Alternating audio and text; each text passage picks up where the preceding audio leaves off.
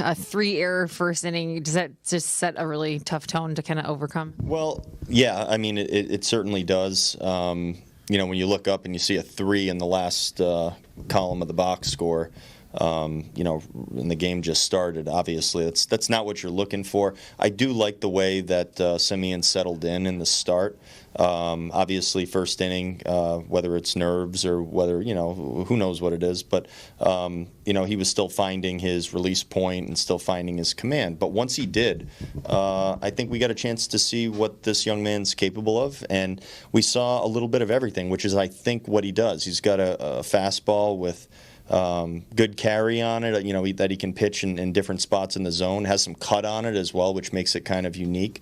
I think we saw that on some of the ways he used that pitch as the game went on. But both the breaking balls and the changeup are all very good options for him to go to. And I think once he got into the flow of the game, and I think when I say settle down, I mean he probably physically needed to, breathe and, lower the heart rate and go out there and pitch the way he has. And I think the final 4 innings of his outing were what we were looking to see from him. So that was good. That was very nice.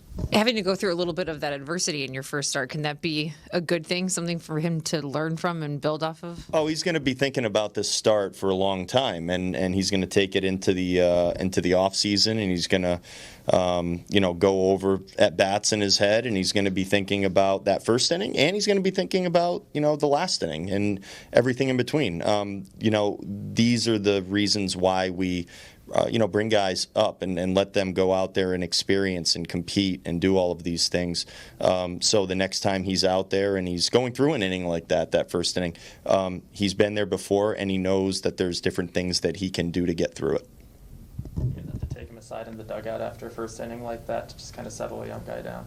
I think Pete did. I patted him on the butt and let him go sit down, and he seemed fine. I think the goal, as we saw that play out, and we needed to make some plays behind him, which we didn't, and gave away some outs, at least one. But when you see him come in, and really you're just going up to him and trying to, you were happy that you get through that inning, and then you can sit him down and let him go to work at that point. And getting him through that inning took a little time, but like we just said, he's going to take something out of it, and that's great. But once he did, I think, kind of calm down and feel like himself again, he was good. I think there's an element of maturity that goes into rinsing an inning like that and just kind of coming out with the final 4 that he did. Yeah, he didn't let that carry over in any way. I don't know what the numbers will tell you, but the strike throwing definitely improved, and it improved command-wise with all of his pitches as he progressed in the outing. So I think that comes with he's young. This is the first. They're all firsts right now, but the way he responded was very good. What was going on there with Trevor McGill?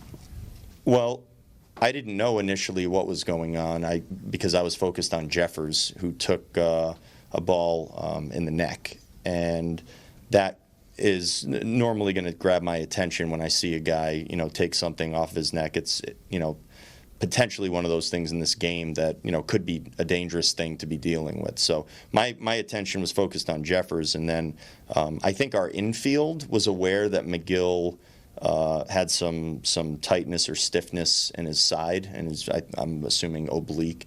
And actually, the Tigers dugout was actually waving me down while I was talking to Jeffers and pointing towards the mound. I didn't know what they were pointing at initially, but that was helpful of them to let us know that we had a player that might have been hurt out there. So when I went out there, Trevor wanted to, because he always says that he wants to stay in the game, but he also acknowledged that his side was not in great shape. So I didn't want to let him go out there and put a real. This is the kind of thing that if he goes out there and truly tears the thing, that's his entire off season is going to be spent rehabbing an oblique, and obliques are not something to mess with in this game.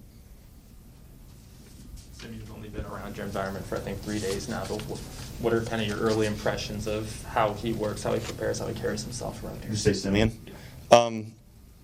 Well, I like he seems like he's got a good personality. He didn't seem like there was no shell that he was in when he was here. He looked pretty relaxed. I think he carried out everything that he needed to do to get ready for his outing very well. But he had a smile on his face, and when you engage him, he gives you something back. And it seems like he's a fun guy to be around as well, which is nice. It's always nice to add a little bit of character into the clubhouse, and I think he's gonna bring that over time.